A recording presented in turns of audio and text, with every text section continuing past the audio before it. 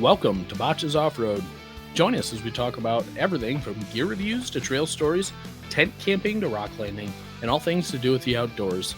Today is a very, very special episode, and when we have the one and only Cindy Pope. How are we doing today, Cindy? I'm doing great. Thanks for having me on. Yeah, we're super glad, super stoked. You're our second celebrity to be on here. First being Benji Ward. And he did Newfound Overland, and he's got that podcast, and which was formerly Budget Overland, and he was really cool to talk to as well. But we have some really, really cool questions that we wanted to ask you today, and I guess let's start out for some of the listeners that may or may have not heard of you. Who are you, and kind of how did you get into overlanding and camping in general? Hi. I'm Cindy, and I run and founded Northology Adventures. I've been camping since probably I was a baby. My parents were very lower middle class. My mom stayed at home. My dad worked, and our vacations were all camping because state parks were free. Yep. So in the budget overlanding theme or vein there, it was basically a way for our family to get out and have fun. We had a cool little pop-up camper that we towed behind at one point a Pinto, not a wagon, but a Ford Pinto. Yeah. And with like an 18-foot aluminum Grumman canoe on top. My brother and I, my uncle, my mom, my dad, and a Old English sheepdog going through the Needles Highway. Now, you all didn't fit in that Pinto, right? Someone had to ride in the camper. No, they remember it was a hatchback. Yeah. Uh-huh. And so either my little brother or the dog was in the hatchback. And my uncle said that the best seat in the house in that Pinto was the passenger seat because you weren't driving and you weren't squished in the back with the other, kids. Yeah. And you had, you did have control of your little vent there. There's no air conditioning, and driving through South Dakota kind of sucked, especially in the summer. Yeah. Okay. But anyway, I always was into that kind of, outdoorsy stuff. My dad and mom also got into whitewater canoeing and mountain biking. And so I kind of followed them doing that. And as an older adult, I started sharing my adventures, and I would get people reaching out. Well, where are you doing that? How can I do that? And it just all kind of snowballed from there, I guess. Mm-hmm. And you've done some pretty cool stuff, though. I mean, you not only you founded Northology, you founded KOAR, and that's the KOAR Overland Adventure Retreat, right? And now you have Overland the Red, which I actually didn't know where that was until earlier.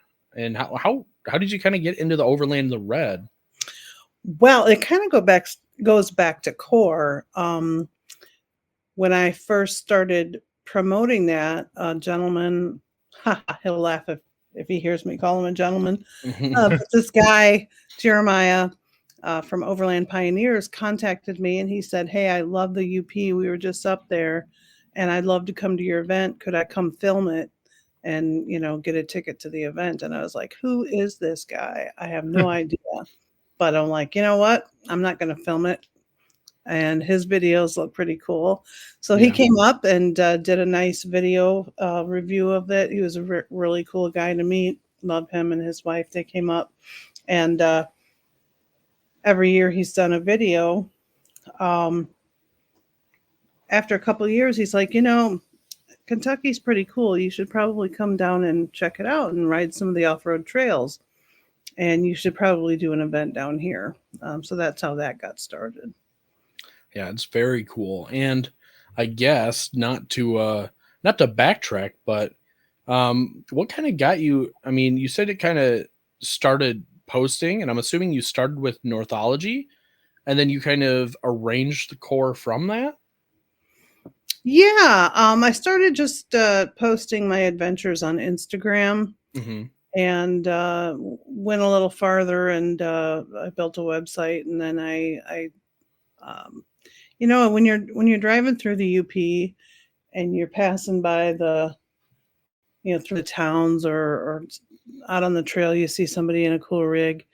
I thought, man, we got to kind of, I don't know, do an event and get all these people together. Yeah. Just like share this beautiful location and meet these fun people that are driving around camping in the woods or on the lake. And All those weirdos. yeah, all those, I call them scuttle nerds, but Yeah. all the people that, are into the same stuff you're in. And I just started it from there. What year was that? The first one, I believe, was 2018. So before that big 2020 overland takeoff. Oh yeah, it was before COVID. And actually, it's funny that you mentioned that, because I feel like COVID was the best thing that ever happened to my business. Oh, for I sure. believe that. Anything bad that happened to anybody else. No. It was. I had just this month, 5 years ago, I quit my real job. Wow. My husband sent me a text. He says, "I believe in you. It's time," which we always knew I was going to, but he was just like, "This is it. Go for it." You just had a good feeling, I guess. Yeah.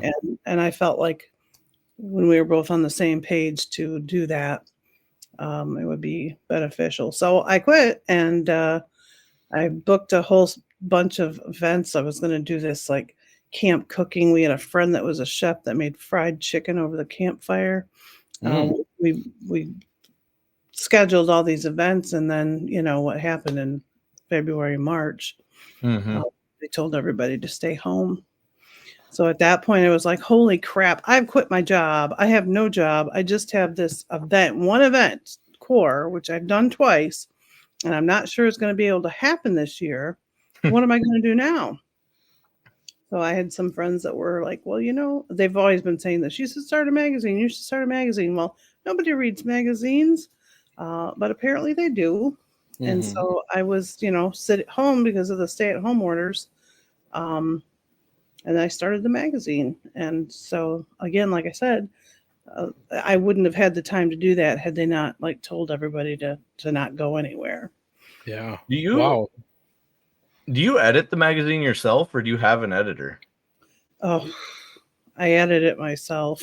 Wow. It is so well done. Yeah, it is. Thank you. Oh my gosh. Well, so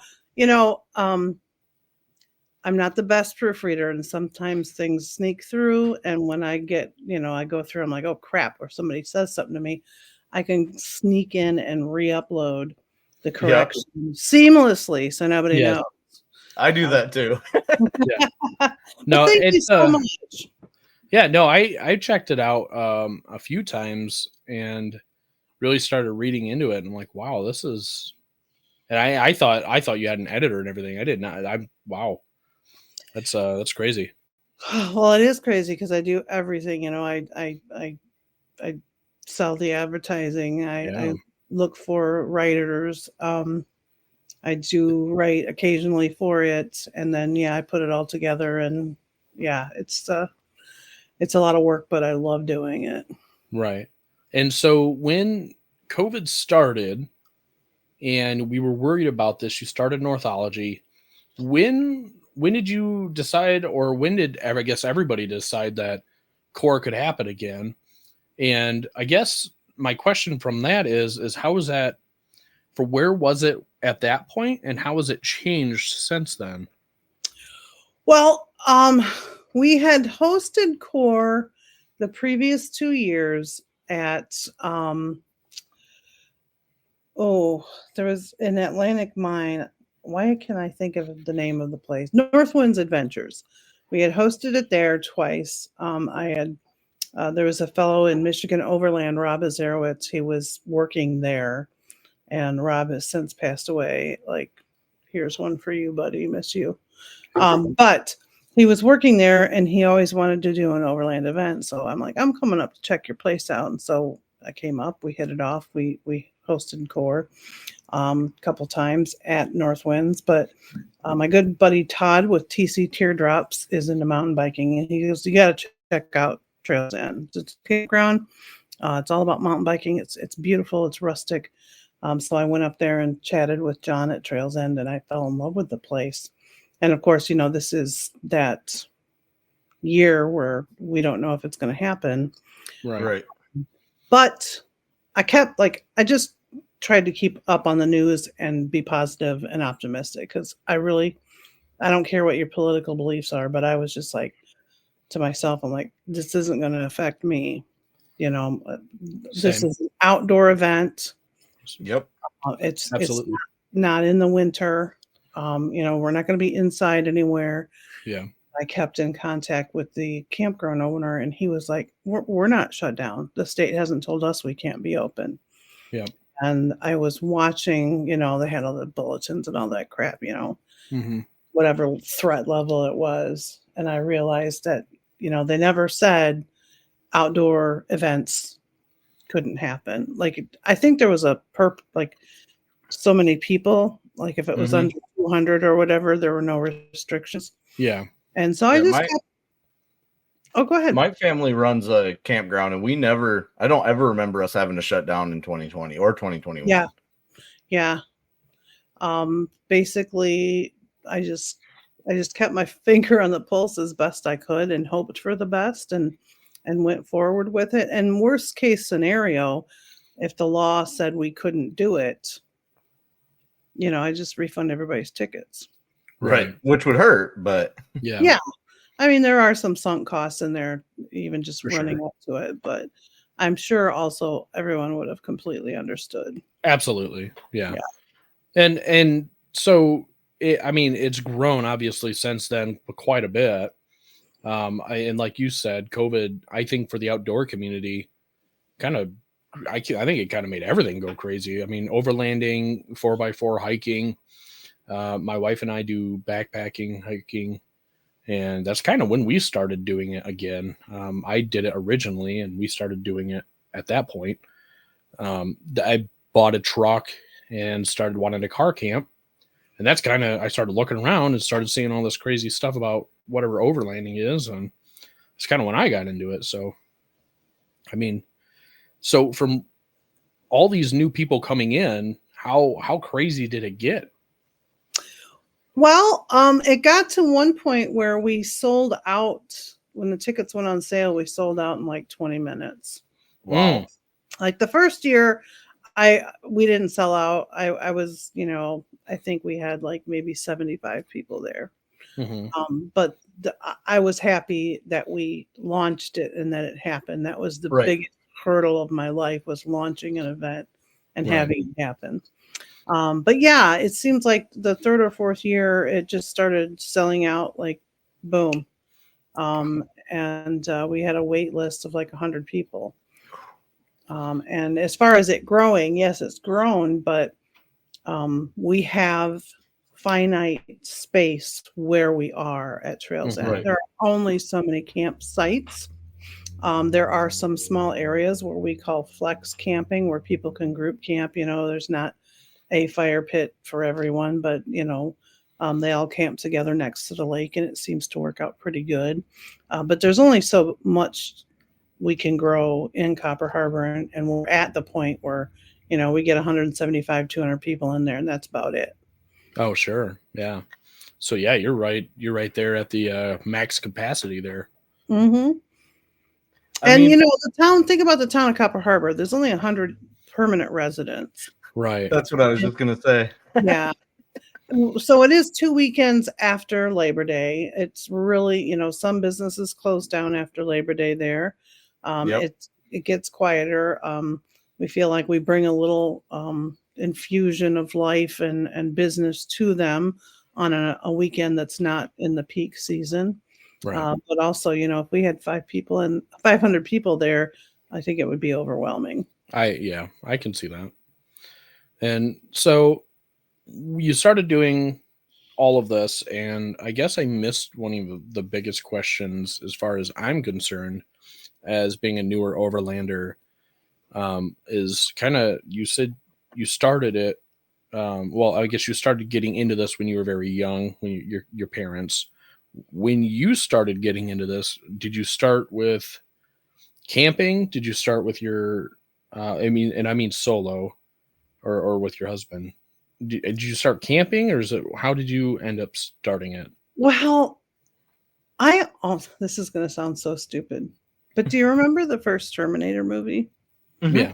when Sarah Connor at the end is sitting in her Jeep with the top off and the German Shepherd next to her? Yep. I Mhm. don't remember how old I was, but I said to myself, I want to be that. I want that Jeep, I Mhm. want that dog. And so when I finally was able to get my Jeep, I started going off road. I joined a group.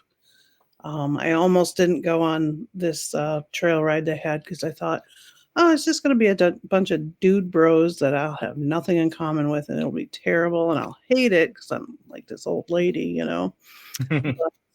It was a lot of fun. I'm glad I went. And so I ended up hosting or co-hosting a lot of Jeep camps. At one point, we had like 300 Jeeps, and it was just basically, pitch in $5 for porta potties or whatever, Yep. Right. and bring them in, and then we go out and ride the trails. It wasn't like a money making thing, Mhm. but as far as the core event went, I was like, I have a bunch of people that are, messaging me, asking me questions, and needing and wanting an event like that. So let's create it.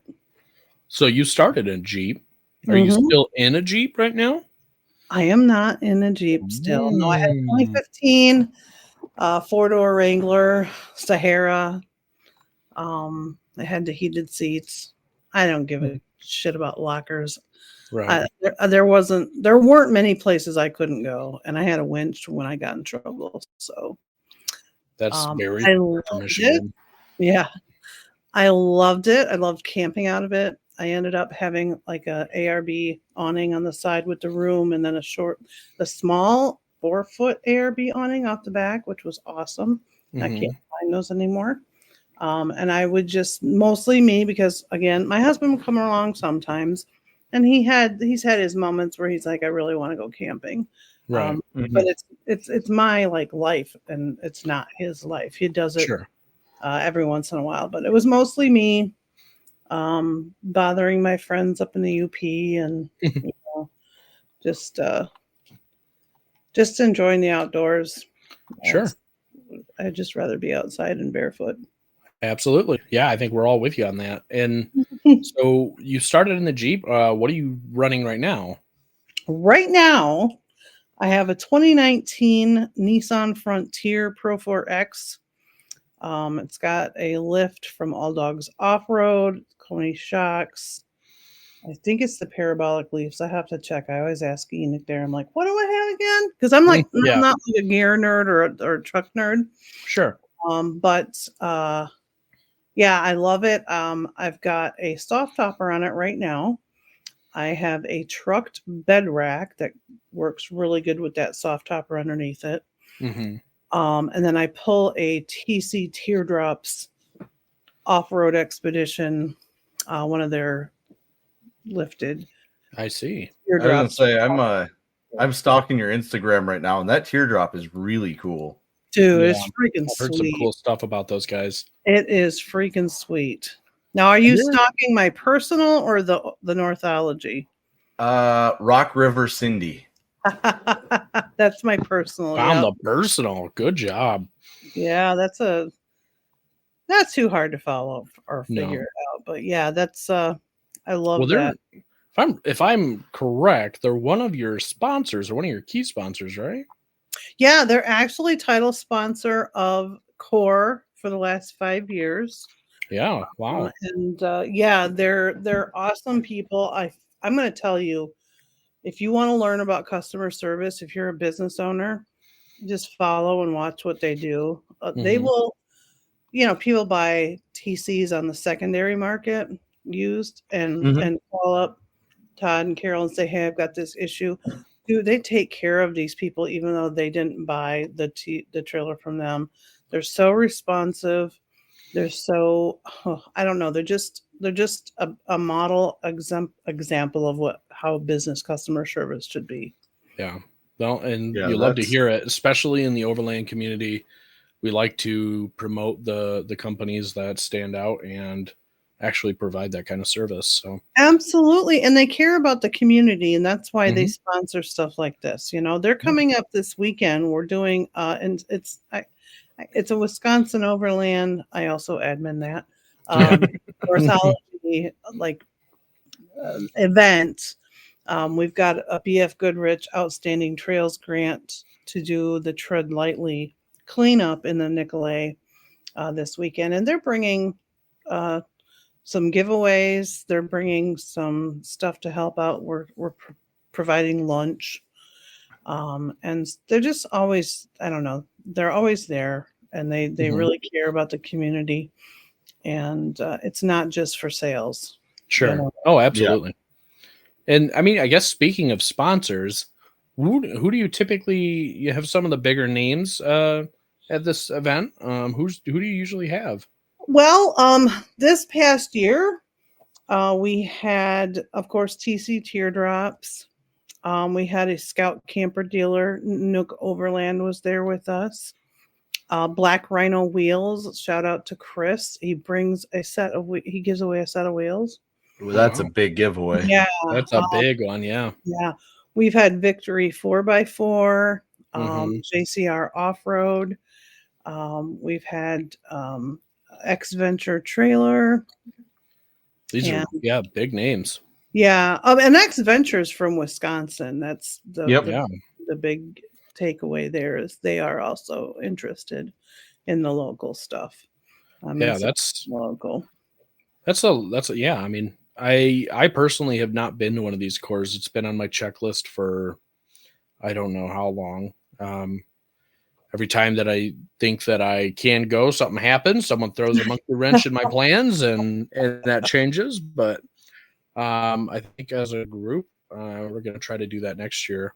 You really should. And just one more thing on the sponsors, if I could. Oh, absolutely. You know, we're talking about KOAR because you know we're all north, like Midwest based, but Yep. at the last Overland the Red, we had a local large auto dealership, Dan Cummins Auto. They were our title sponsor, That's and cool. X Grid Campers was there. Oh, For wow. the second year, Cottywampel Overland comes in for the third year, and we've had Dirtbound from Minnesota, Mhm. North Star Overland. We had Nook again there, Becker Supply, Dry Fox Towels.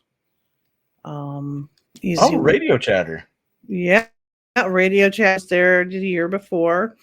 So yeah, I did post some sponsors, our partners that weren't there that support us with giveaways and whatnot. And another big one of those is Midland USA. Yeah. They Yep. always send us swag to put in the bags and radios to give away. They've been super supportive. We And love Midland. I think we all Oh, run the yeah. MX2, 275? they sent us Yep. a 575 to give away at Overland the Red this year. Ooh. I've got the first MXT 275 that I pre-ordered in 2019. Nice. Yep, and I have the one that I just got like 6 months ago. And you know what? They're still just as good. I mean, their quality has been really good. I have not had any issues. Alex hasn't had any issues. Oh, I have issues all the time. Well, But that's in different. Midland. It's because Yeah, mine's and not with ancient. Midland. Yeah, I was gonna say. Yeah. Yeah, and in fact, I had a friend that bought the 275, and they're like, "Oh, this radio's crap. There's something wrong with it." And I said, "Email them. Just let them Yeah. know that you're having problems." And within a week, they had a brand new one, and it works great. There was just something wrong, and they got the chance to take care of it, and they did. Yeah. I would say my first probably 4 years with that radio were rock solid. This year I'm starting to have little issues, like the mic is starting to die and the button doesn't quite click when you press it. Yeah. But I think for 4 years on what they cost and for what they are, Yeah. that's a great lifespan. And the Yeah. fact that it's not dead yet is even better. I But still use it every day. yeah, absolutely. Yeah, I have Um, the 400, and I think I do want to do the 275 or the 575 just because I like the idea of all the controls being in the yeah, mic. it is That's nice. I have one on my A pillar, and it just kind of. I have an external speaker because I'm deaf, and not really, but I need it so that I can hear, and that works really well. But yeah, I mean, having everything right there at your hands is yeah. definitely the preferred way to go. And I'd originally had mine in a 97 F350, and there's like nowhere good to mount a radio in those trucks. No, So And I had a 96 E350. yeah. It I love was those. loud. Yeah, Had the 460 in it, yep. Oh yeah. and it would always blow the manifold gasket. So I was always like, "Brrrr." That sounds about right. Yep. Mine was a hood stacked Power Stroke, and you couldn't hear anything over Um, that thing. yeah, no, couldn't even hear your own thoughts. Oh, jeez. But I mean, that's really, really cool. I mean, the sponsors are obviously a really big part of it. And it's really cool that we have such large name brand sponsors that are willing to come back year after year. And that kind of speaks to the event and how great it is. Yeah. Oh, and also, yeah, I think that there's a sentiment that Mhm. the expos, you can talk to people, rapid fire, da da da da. You get 2 minutes with Sure. everybody. Chris from Black Rhino wrote a really nice article, and he posted on his LinkedIn profile, unprompted. He just felt led that, hey, these smaller events are where the core enthusiast goes. Oh, Yep. yeah. And you Yeah. can have really great conversations with them. You can form relationships with people. You can show them what your product does or looks like or performs out on the trail because you get time together with people Right. to go out and have fun. And, I've had people ask me, hey, did X, Y, and Z company, were they at KOAR last year? And they didn't know because they didn't go. But Yeah. I was like, yeah. And they're like, okay, I'm buying from them because they support this community. Oh, yes, absolutely. So that's really, I don't know. I did something really stupid, you guys, the other day.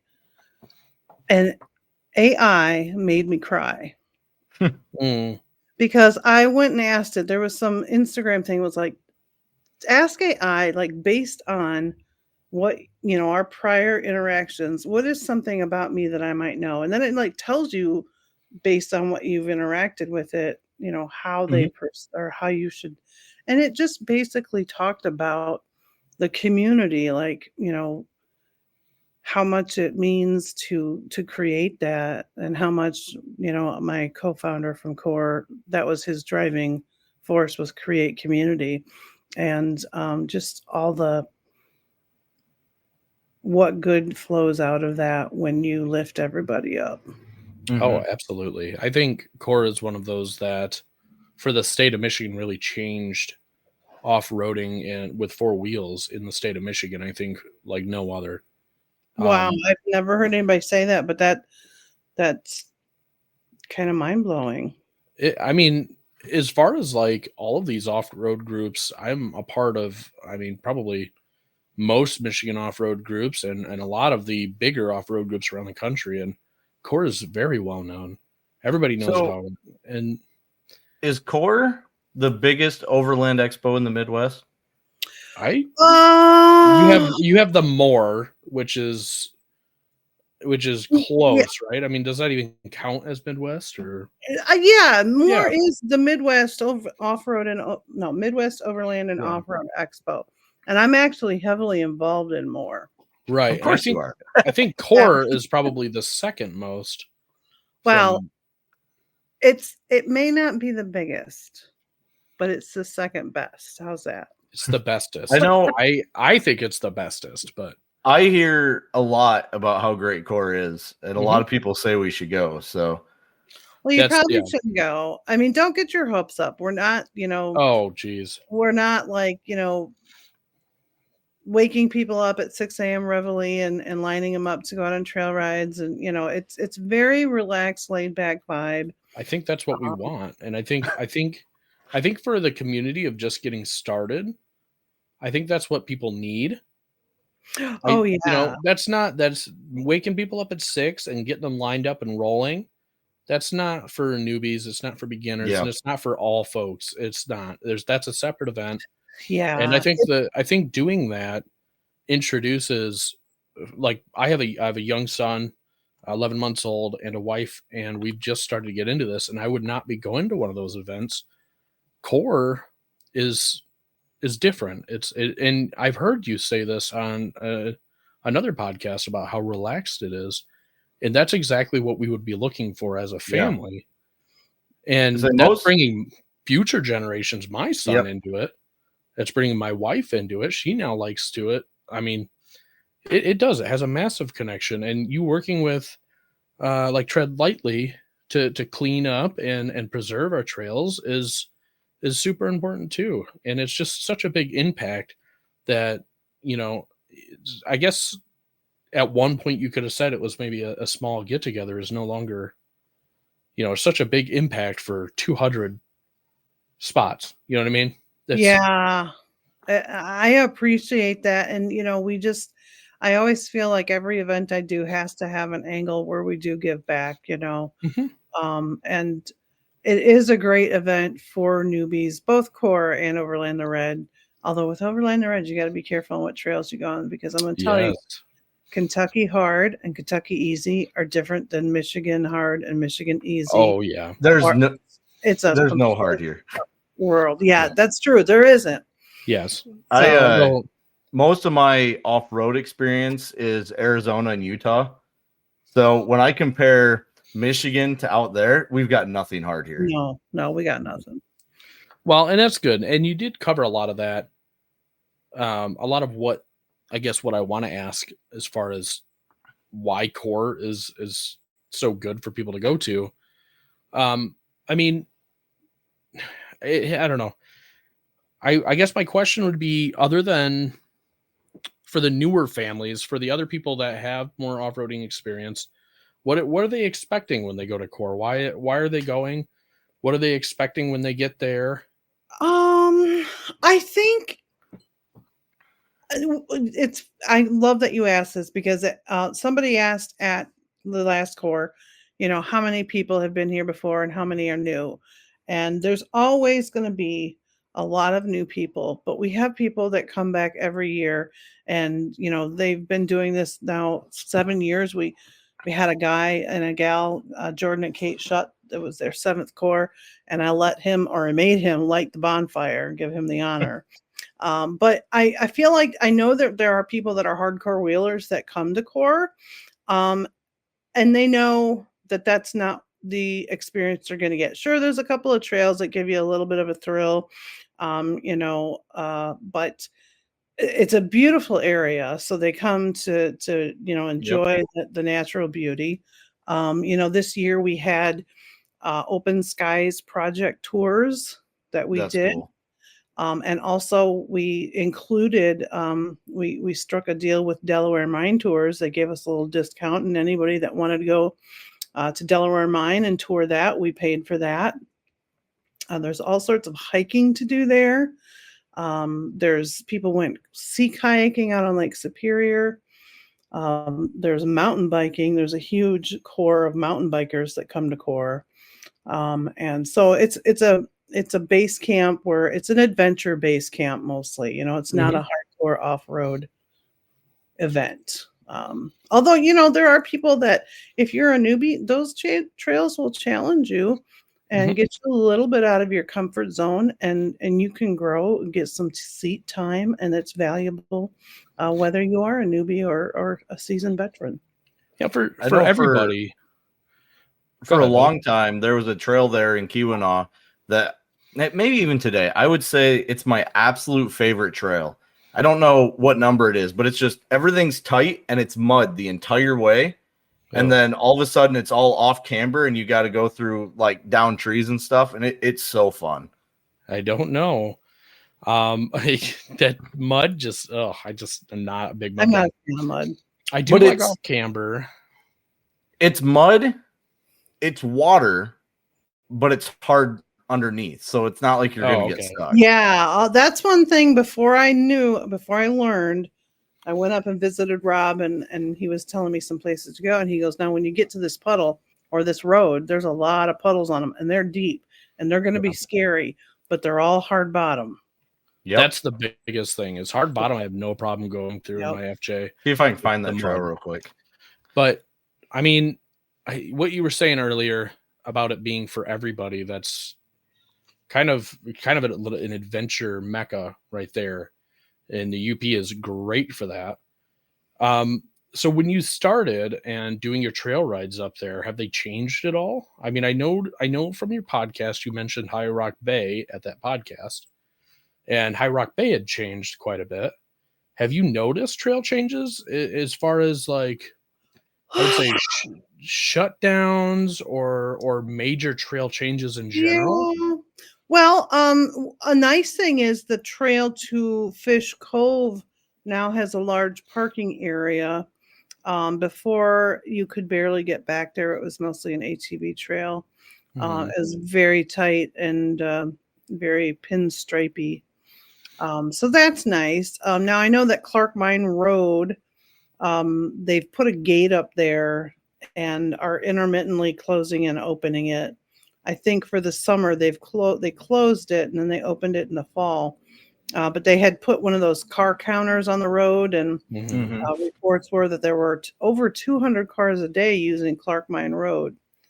Oh my God, big whoop. Sorry. Yeah. Whoever thought that was a terrible thing.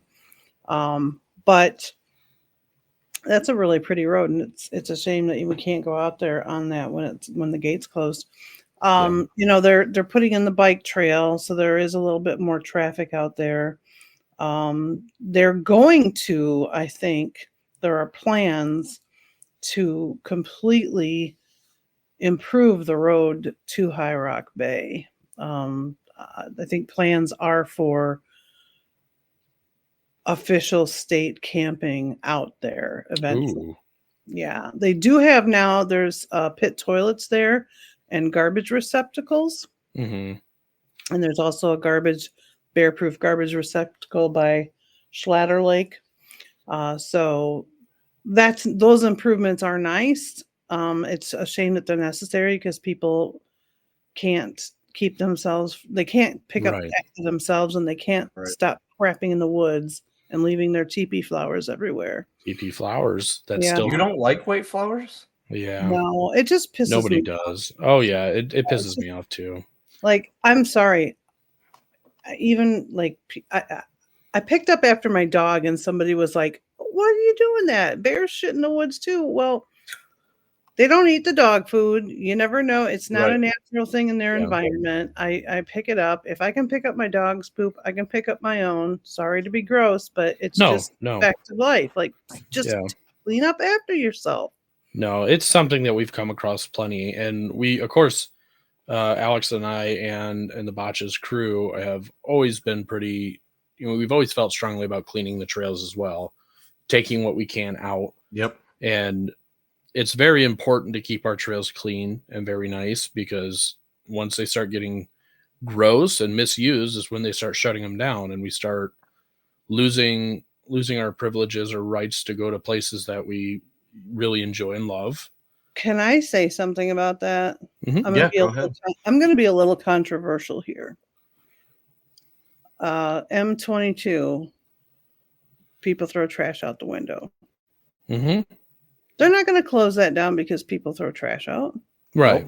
Why are they going to close any other throughway because of trash? Yeah. Clean the trash up. Just like. Well, and actually, to expand on that a little, the DNR, well, this is Moab that I'm talking about here, but I'm sure it occurs here too. The the Bureau of whatever that Moab has, they'll shut down trails because they say that there's not enough evidence of use. Well, the evidence of use they're talking about is trash, and if we're picking up the trash, they have no evidence of use. That's stupid. And they'll also shut down a trail for overuse. Oh, right. So I'm sorry. And, there was a really cool place to camp outside of Munising, and it was called Paradise Point. It was. We know it. Yeah.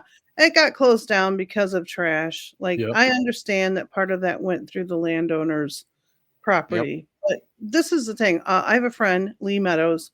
he did like an investigative report for the magazine, and he interviewed somebody from the ranger station about it, and he asked, had anybody ever been cited for the trash out at Paradise Point? And they said no, they didn't think anybody had. Well, seriously, do your job. If you're going to make rules and you're going to have things where people can go camp and have regulations, enforce the damn regulations. Right. Yeah.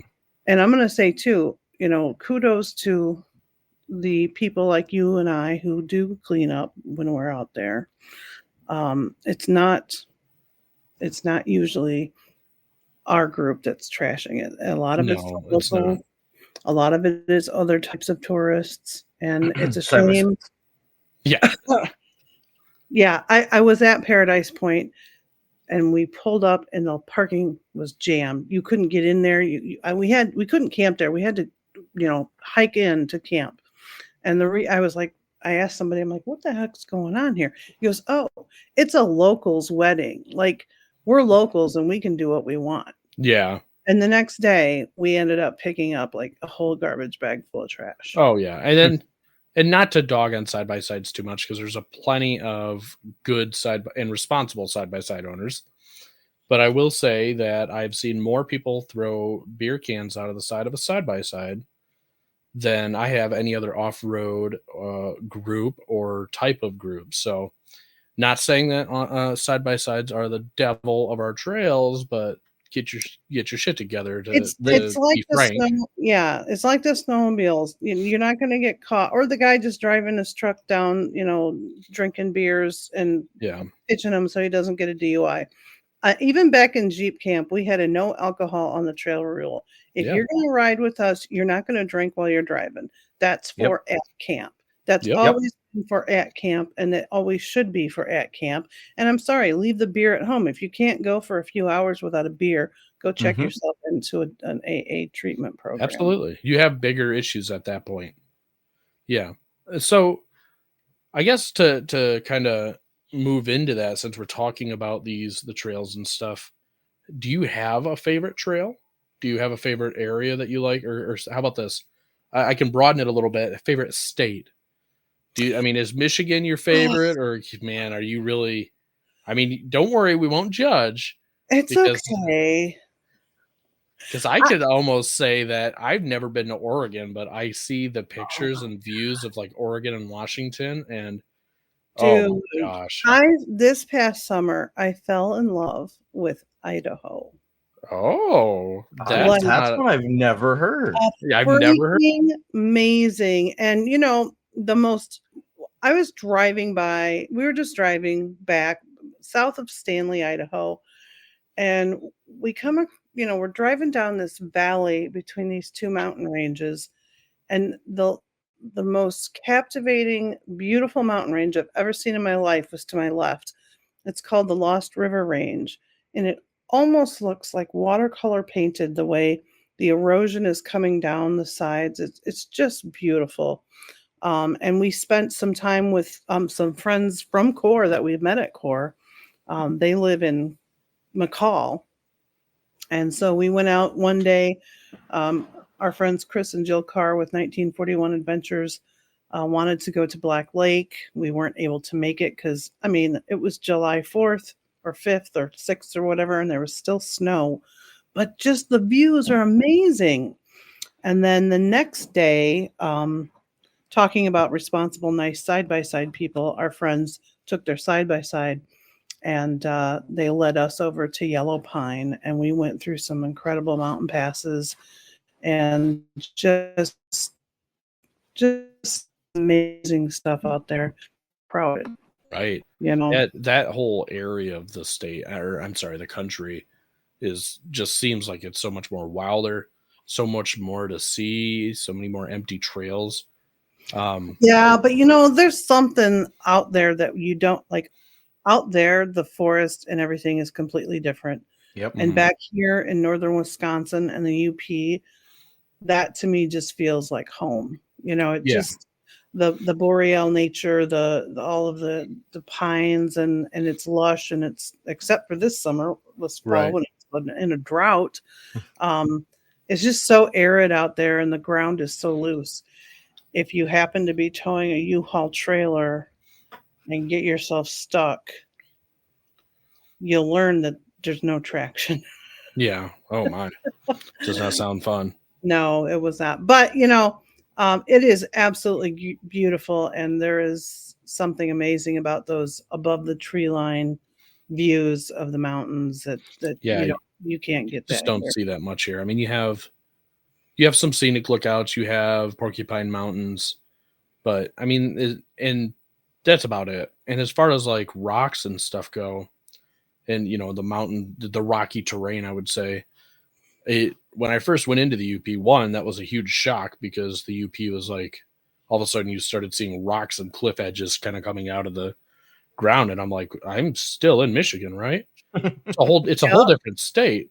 It's a whole Uh-huh. different state, and people who have never been over the bridge, never been to places like Copper Harbor or like Chris Point, Two Hearted, Whitefish Point area, never seen the waterfalls. It's like a whole different state, and you should really give it a try. It's very humbling at how quiet it is actually as soon as you get over the bridge. Yes, unless you go to those places that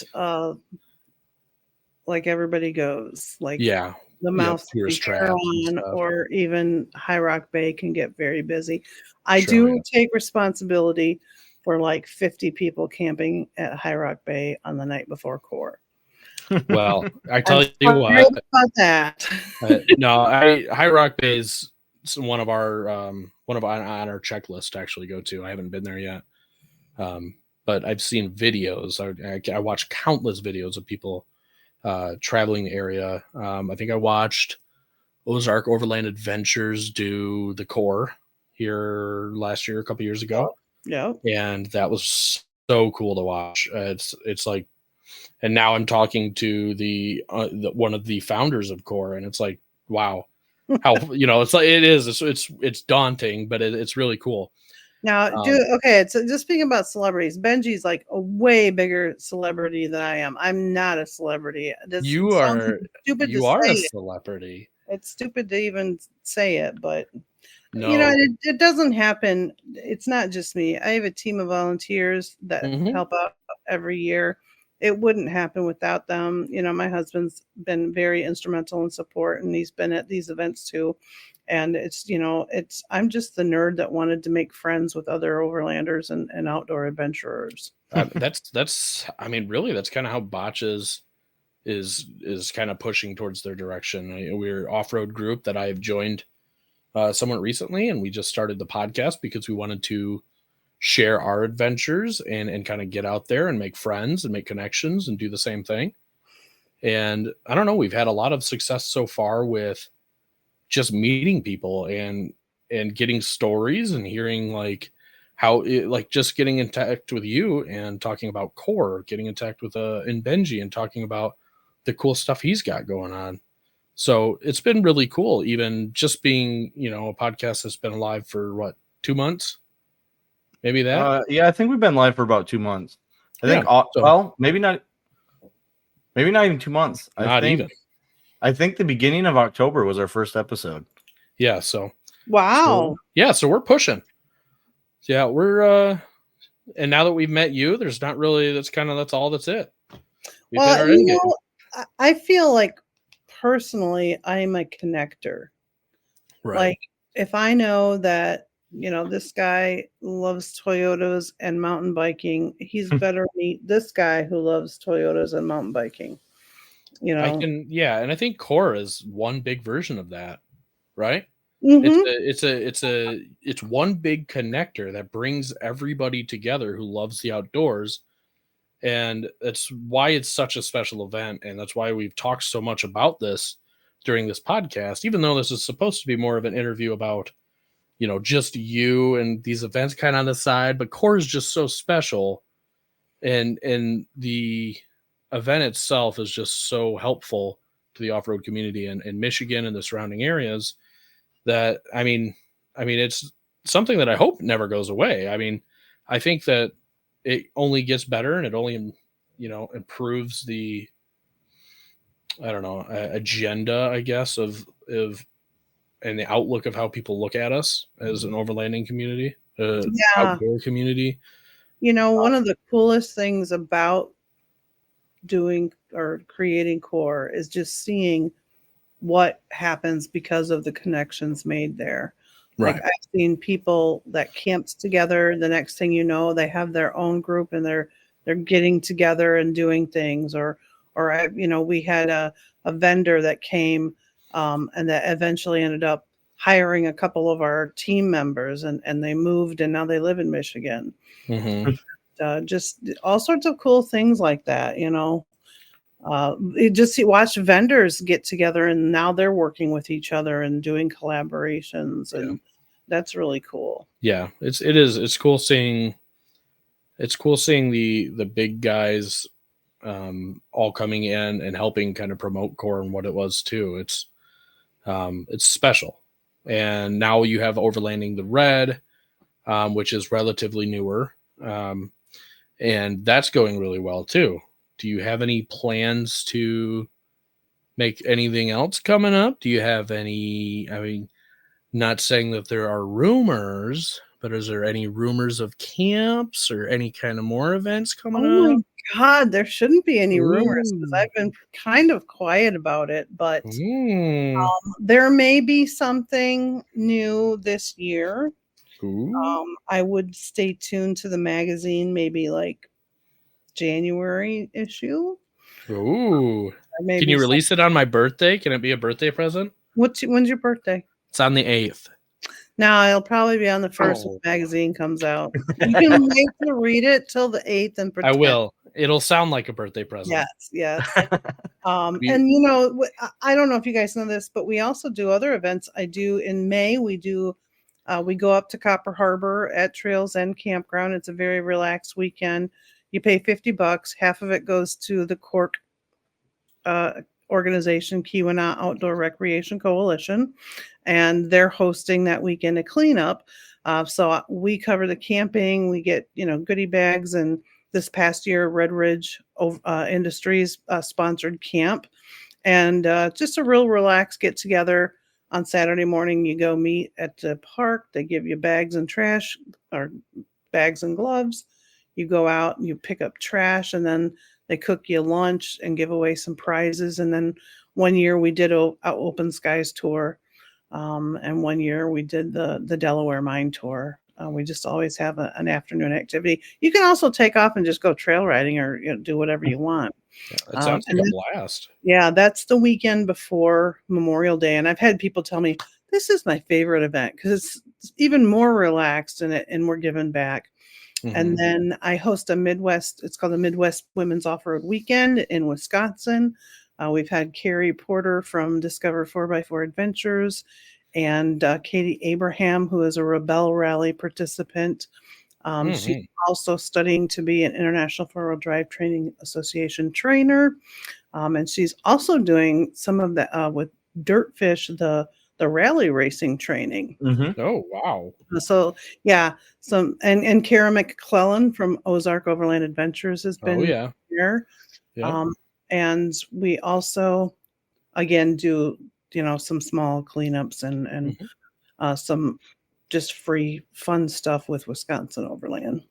Oh, that is amazing. So we are starting to wrap it up a little bit, and I have decided just now to do a hot take section. And I just want to hear your hot take on the Drummond Island situation. Ha! Okay. Yeah, I just so I just decided to do this section, and maybe we'll keep it from now on. But I want to hear a hot take, and I want to know what you think, and if in just your opinion on it. No one's wrong, but just your opinion. My opinion actually starts with the incredible entangled bureaucracy that kind of hid the fact that funds for Drummond and those trails went through a program that you had to have everything accessible to two-wheel drive. Mm-hmm. Yep. Nobody knew that. I'm not sure who's to blame for that. But it really frustrates me that we have so much red tape and so much regulation and so much bureaucracy that it's hard to know those things. Mm-hmm. And then, so what, I don't know what prompted them to decide that now was the time to do that, but there was nothing anybody could do because that was done.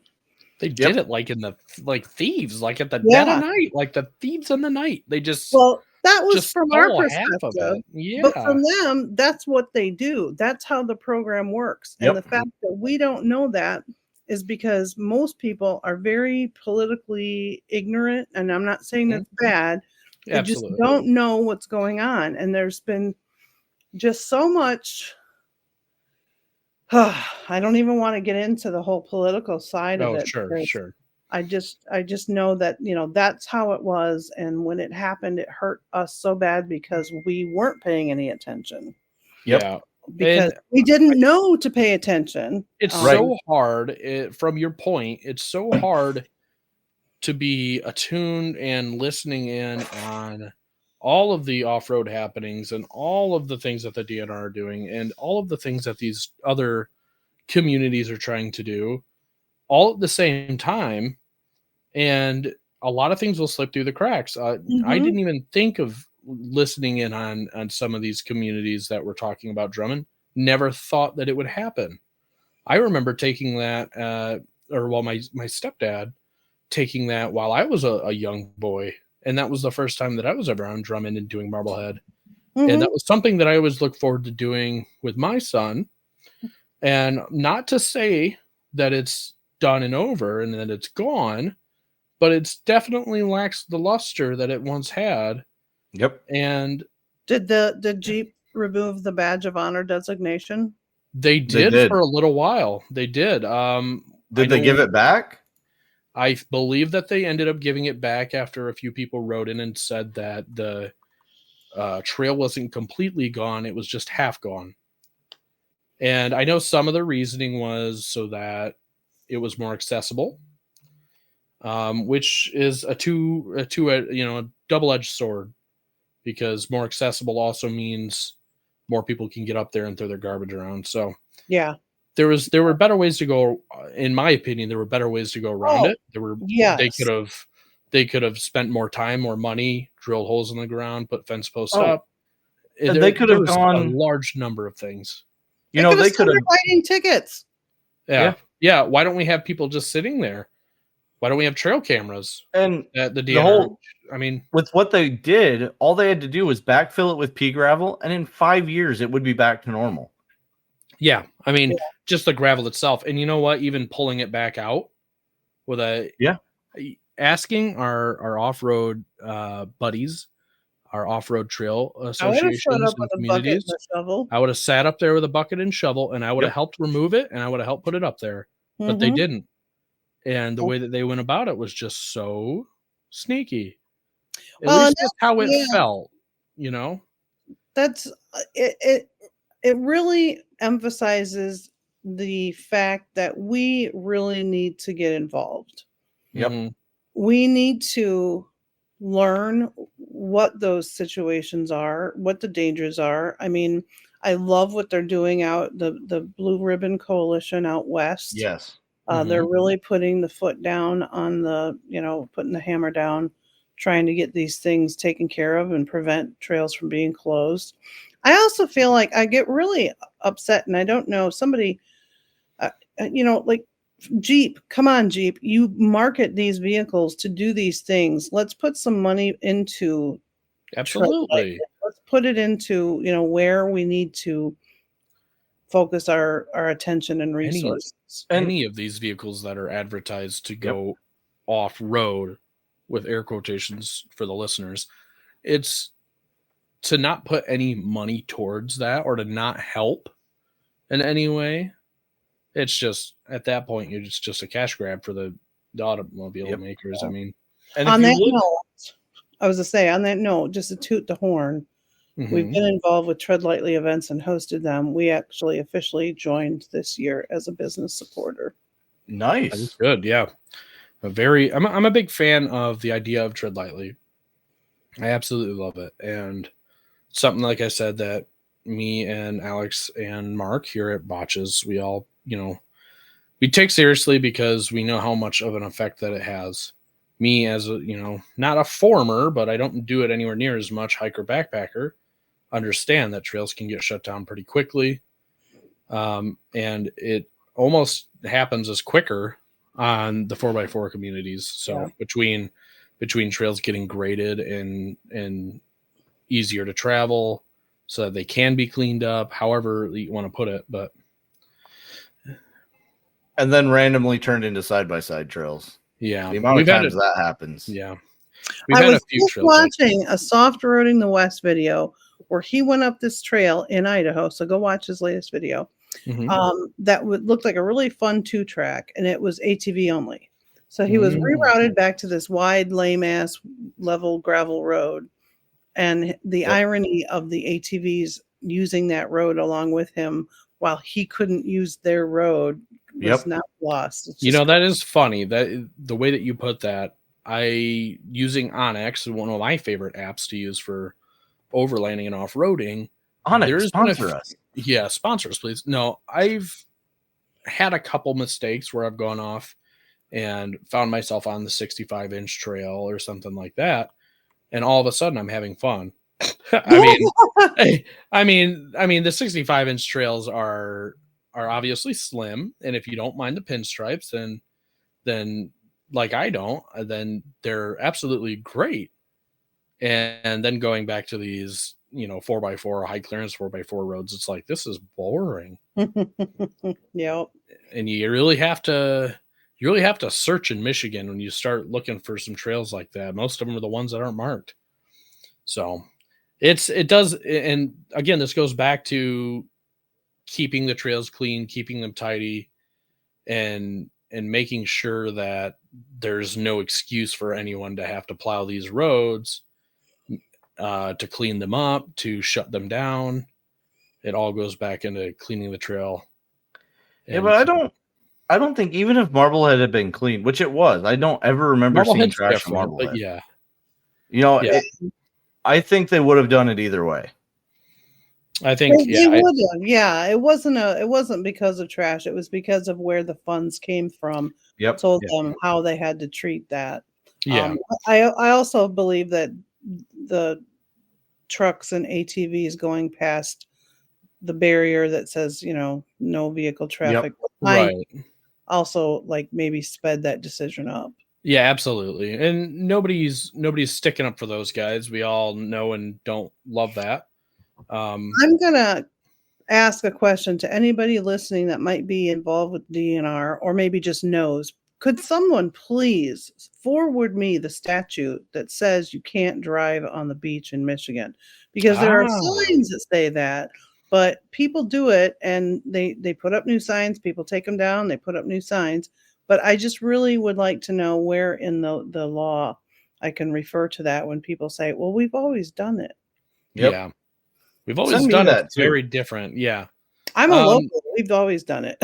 Yeah. Yeah. And the locals are, and I hate to say this, but 99% of the time, the locals are the ones ripping out the signs. They're the ones moving the boulders. They're the ones going out there on the Friday nights and trashing the place. And so it's punishing all for the mistakes of a few is just silly.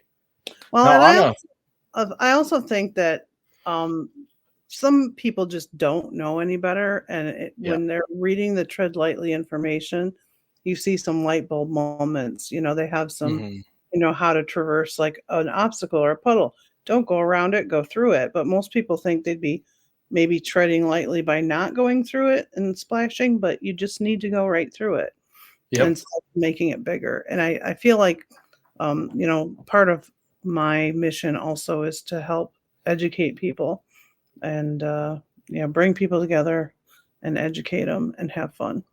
That's exactly what KOAR is doing. And we love that you made that. We're so very grateful that it's a thing that we have in Michigan. And now that you have Overlanding the Red, you're spreading that spreading that awareness and the sense of community everywhere else. And on behalf of the local 4x4 communities, we really do thank you for everything you've done. We really appreciate it. Like I said, it makes waves much greater than just Michigan, much greater than Kentucky. And you can see that in the videos of other people from all around the country that come to KOAR, that come to Overlanding the Red, and they talk about how great of an event it is and how well that you and the co-founder are doing. And of course, everybody else that volunteers. I mean, it speaks to you guys as a one and how well you guys do. So we just would really thank you for that. And we're really excited to attend the next one. And yeah, I mean, this has been a really, really great interview. We really loved talking to you about this. And I think we might have to have you on again at some point. Oh, thank you, because I would love to talk about the MORE Expo. Yes. Yes. And that's actually, I have a Benji story from the MORE Expo. I may have met Benji. I don't know if I was formally introduced, but we host the camping experience there. So everybody comes in and checks in. We've got a setup there. We got fire pits going, and each evening we're all hanging out. And Benji and a gaggle of people in those hats with the fur that stick out, the flappy hats. Yeah. Were probably they were probably a few beers in, but they were carousing from camp to camp, just saying hi like a band of pirates on the high seas.